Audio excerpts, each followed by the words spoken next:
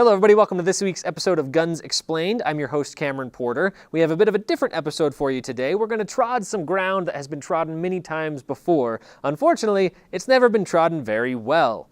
What am I talking about? I'm talking about the Second Amendment.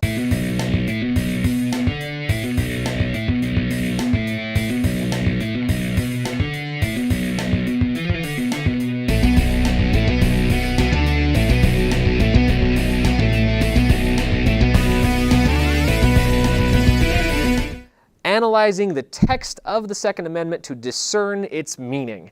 Now, the Young Turks have done this. Louder with Crowder did a rebuttal to what the Young Turks did, and many other groups have tried to look at the Second Amendment and decide what it means by looking at it. Unfortunately, no one has been very objective as they do this. Now, I know what you're thinking. How can Guns Explained, a clearly pro-gun group, be objective about the Second Amendment? It's easy. Here's my thing.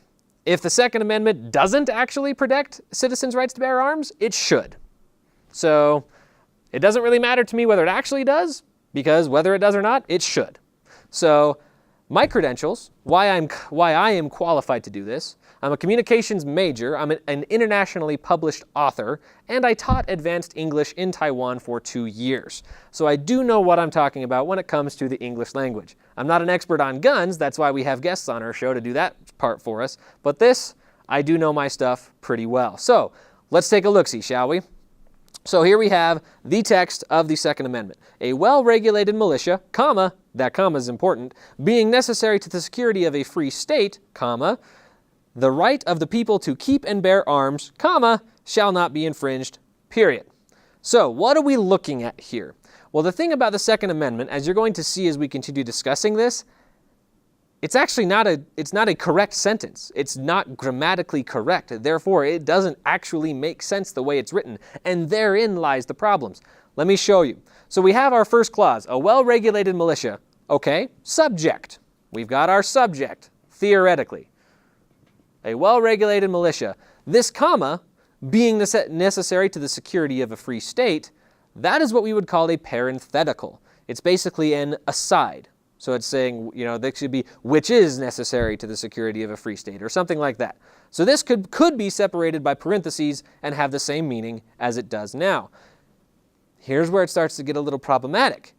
Then after security of a free state, comma, we have the right of the people to keep and bear arms, comma, which sounds and looks like another parenthetical, directly following the first parenthetical. Now that's not wrong per se. Grammatically, it is weird, but it's not wrong. So yeah, okay, it's a parenthetical, which means this is also kind of like being necessary to the security of a free state. It's describing the subject. It's an aside about the subject.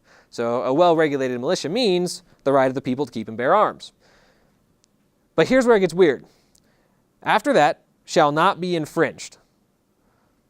The thing with parentheticals is you should, if it is a parenthetical, you can actually take it completely out of the sentence, and the sentence still makes sense. So if we do that with both of these parentheticals, we are left with a well-regulated militia shall not be infringed. That doesn't make sense, because at that point, the word infringe could mean any number of things. If it was the right to a well-regulated militia shall not be infringed, okay, we clearly know what's not going to be infringed. But what if it's the proximity to a well-regulated militia shall not be infringed? The members of, or the membership allowance of a well-regulated militia shall not be infringed. It doesn't make sense if you remove the parentheticals, if these are in fact intended to be parentheticals. So if they're not supposed to be parentheticals, what the heck are they? So this one really, the being necessary to the security of a free state, that really can't be anything other than a parenthetical. It can't be anything else. But this second one, it could be a continuation of this same thought. It could be an extension of that same thought, or it could be a second subject to the sentence. So it could be a well-regulated militia, or, as in other words, excuse me, the right of the people to keep and bear arms. It could be that. Or it could be a well-regulated militia and, or in addition to that, the right of the people to keep and bear arms. We don't know because there's nothing here. There's not an and, there's not an and, there's not an or, there's not even a semicolon. There's nothing to indicate the relationship between this clause and this clause, the subject. So that is why textually it literally is just not correct the way it's written. It doesn't mean anything, which is actually quite liberating if you think about it, because this explains why left-wingers and right-wingers can look at the exact same text and come away with wildly different conclusions. Because the people on the left are seeing a well-regulated militia. So they're seeing that as a prerequisite for the rest of it, which that's not necessarily incorrect the way it's written.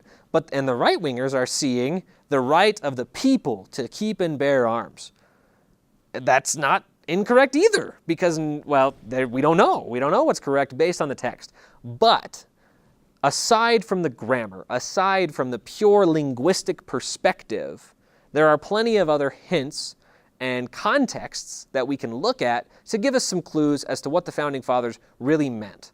Okay? So first, we know that the Constitutional Convention had two major relevant contextual backgrounds. Number one, of course, the Revolutionary War, where armed private citizens were the militia, and they fought off the British.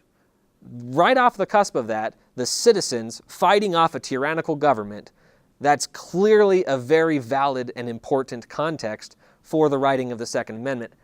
However, we're also right off the heels of Shays' Rebellion, which is what many consider to be the impetus of the Constitutional Convention. As most of you all know, the Constitutional Convention was preceded by what we call the Articles of Confederation, which set up a very weak federal government and led to things like Shays' Rebellion, which in turn prompted the Founding Fathers to come back together and create a constitution for a stronger national government and clarify some important points, and then this was born. So we have both the Revolutionary War and Shays' Rebellion and similar instances kind of creating this context of, well, maybe they did mean a well-regulated militia because they got to fight off rebellions like Shays' Rebellion. Or maybe they did really mean the right of the people to keep and bear arms to overthrow a tyrannical government like had just happened. So we've got both of those in place. Another thing to consider, the purpose of the Bill of Rights. The Bill of Rights wasn't originally going to be included in the Constitution. The Bill of Rights consists of amendments 1 through 10. That means they're additions, they're amendments to the Constitution, and it was insisted upon that they were included to protect rights of the people, to make sure that they were not infringed upon by the federal government.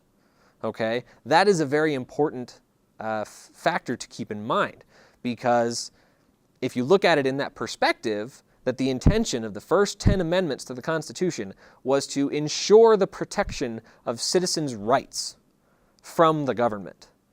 That adds a very important layer of context to understanding this. Why would an amendment included in that focus on the government's right to have a militia? Now, we do know that the well-regulated militia today is the National Guard. That's in the Guard Charter. You can look that up. In fact, no, you don't have to look that up. We will put a link to that in this video. So we will put a link to that. The well-regulated militia today is the National Guard. That's what it is. But the right of the people to keep and bear arms is a protection for citizens. At least that's the argument, is that it's protection for citizens to also have their arms to protect themselves from a tyrannical government.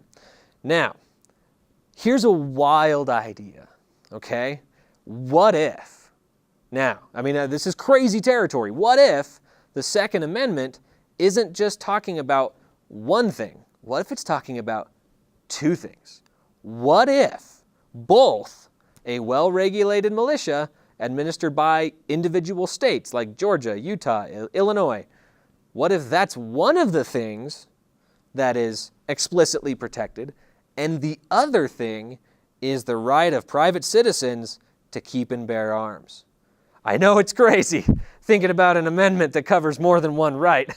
I mean, it's not like the very first amendment to the Constitution does the exact same thing with like 6 different rights. That's crazy talk. So, I mean, you're right, it probably isn't that thing. But I hope this has been a little bit educational to the way that that the Second Amendment is constructed, and I hope, above all, I hope that you are more prepared to have civil discourse with people who disagree with you on the meaning of the Second Amendment and on the status of gun control in America today. That episode rocked! If you want to rock too, like our Facebook page and subscribe on Patreon to help support more episodes. Have a good day!